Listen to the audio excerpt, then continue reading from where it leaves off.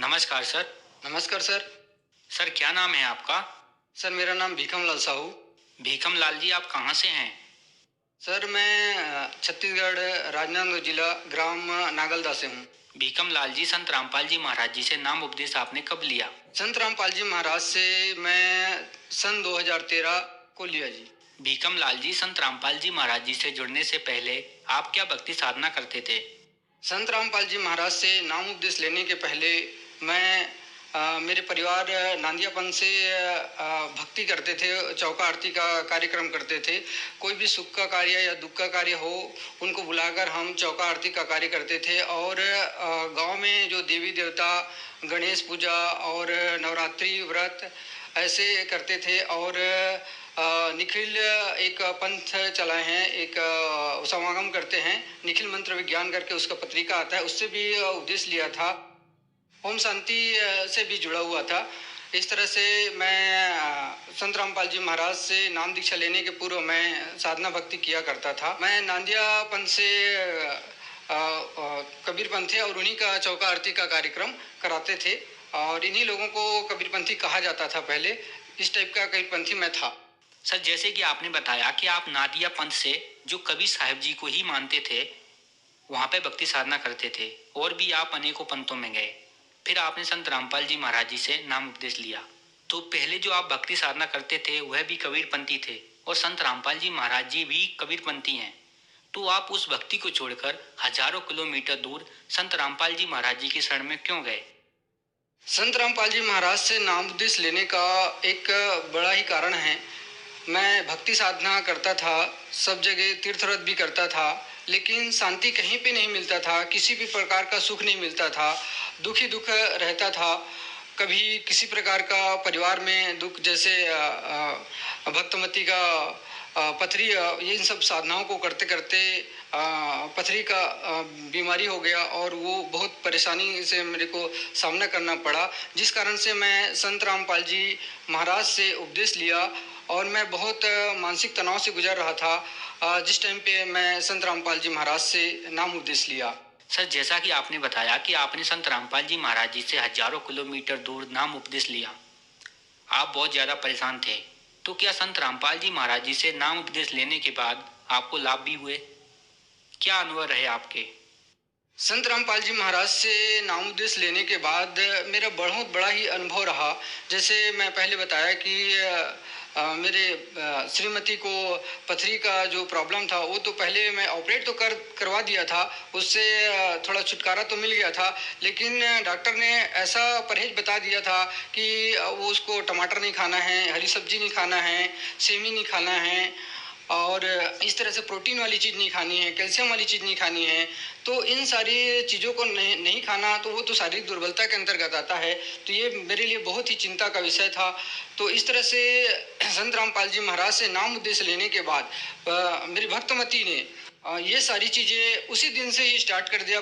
संत रामपाल जी महाराज के ज्ञान और उसके इंटरव्यू पहले से देख लिए थे अन्य भक्तों का, तो जिससे विश्वास बन गया था कि यहाँ से हम अगर नाम दीक्षा लेते हैं तो हमें संत रामपाल जी महाराज पूर्ण लाभ देंगे, ऐसा विश्वास बन गया था। उसी विश्वास के आधार पर उन्होंने उसी दिन से जिस दिन से नाम दीक्षा लिया, उन्होंने ये दूध पी और टमाटर वाली सब्जियां खाई।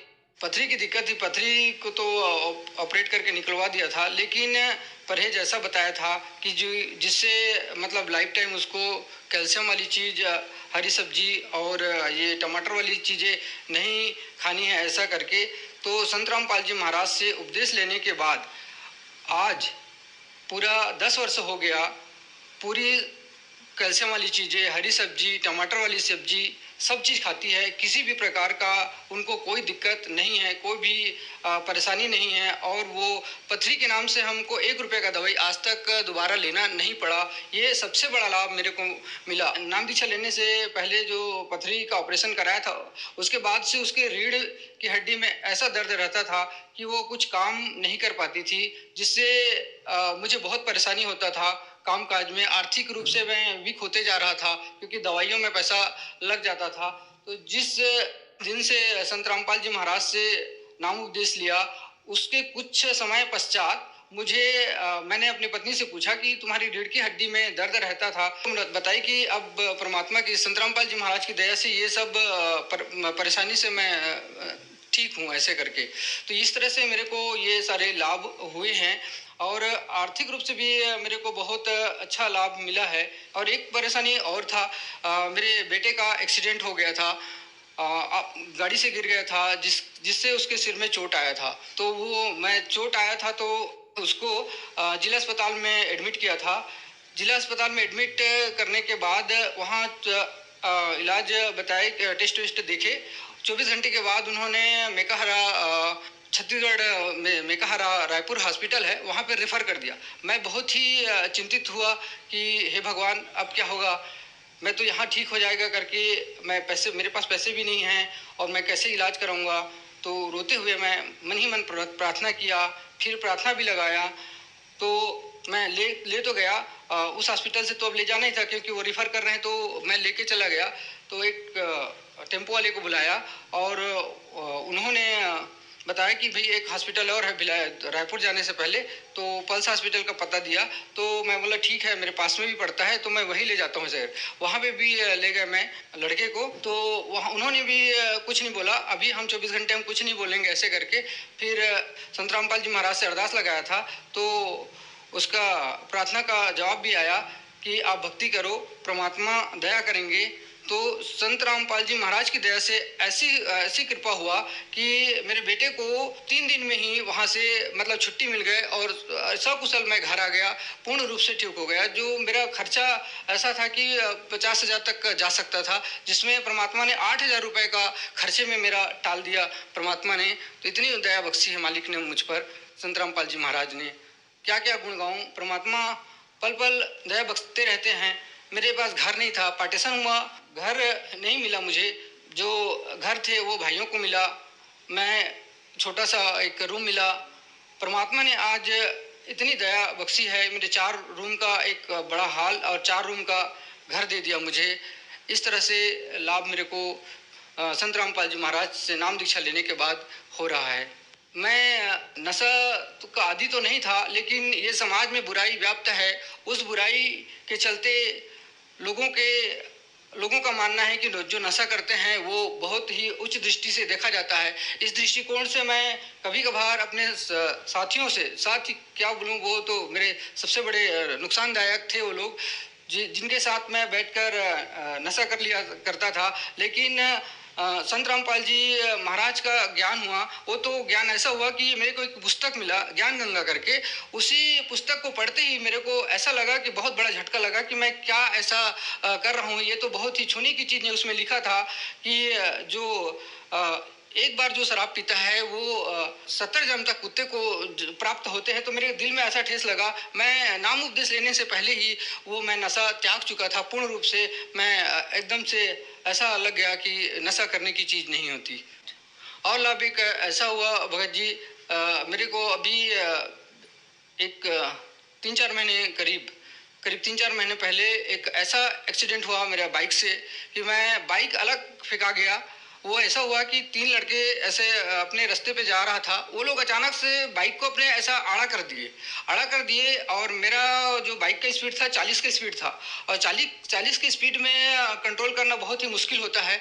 तो मैं कंट्रोल नहीं कर पाया, उसकी गाड़ी से ऐसे टक्कर हुआ और गाड़ी अलग फेंका गया, मैं अलग फेंका गया। वहाँ पे वो जो कोकलेन मशीन था वो भी था, लेकिन मालिक ने ऐसा बचाया मेरे को कि वो कोकलेन कि ये इतना दूरी था, कोकलेन मतलब एक बीता लगभग बचा होगा, वहीं पे जाके मैं गिरा। तो थोड़ा सी मेरे को खरोच आया और मेरे संत रामपाल जी महाराज ने मुझे आज उनकी भक्ति से मेरे को जीवन मिला है। आज मैं उसी का गुणगान कर रहा हूँ। सर, जैसा कि आपने बताया कि आप संत रामपाल जी महाराज जी से इसलिए जुड़े कि आपको उनसे लाभ मिले। छत्तीसगढ़ को कबीर पंथियों का गढ़ माना जाता है और संत रामपाल जी महाराज जी भी कबीर पंथी हैं। तो फिर आपने संत रामपाल जी महाराज जी को ही क्यों चुना? ये बहुत अच्छी प्रश्न आपने किया सर जी। संत रामपाल जी महाराज आज पूरे विश्व में देखा जाए तो महान संत है। वो इसलिए महान संत है क्योंकि लोगों को यही पता नहीं है कि परमात्मा कौन है, किसकी भक्ति करनी चाहिए और किसकी नहीं करनी चाहिए। तो संत रामपाल जी महाराज आज पूरे विश्व को शास्त्र के अनुसार ये प्रमाण करके बता दिया कि कबीर साहब जो 600 साल पहले काशी बनारस में आए हुए थे वो परमात्मा हैं और उनकी भक्ति करने से हम जीवों का उद्धार होगा। ये निष्कर्ष निकाल के, सदग्रंथ का निष्कर्ष निकाल के आज पूरे मानव समाज को बता रहे हैं, जिससे हम सबका कल्याण हो रहा है। सर, संत रामपाल जी महाराज जी से नाम उपदेश कैसे ले सकते हैं? संत रामपाल जी महाराज से नाम दीक्षा लेना बहुत ही आसान है। आज संत रामपाल जी महाराज की दया से डिस्ट्रिक्ट लेवल पे नामदान केंद्र खुले हुए हैं और विभिन्न चैनलों में संत रामपाल जी महाराज ने दया बख्शी है, सत्संग का कार्यक्रम चलते हैं, उसमें पीली पट्टी चलती है, उसमें नंबर आते हैं, उस नंबर को कॉल करके अपने नज़दीकी नामदान केंद्र का पता करके आप नाम दीक्षा प्राप्त कर सकते हो, बिल्कुल निःशुल्क, फ्री। धन्यवाद सर। सत साहिब जी।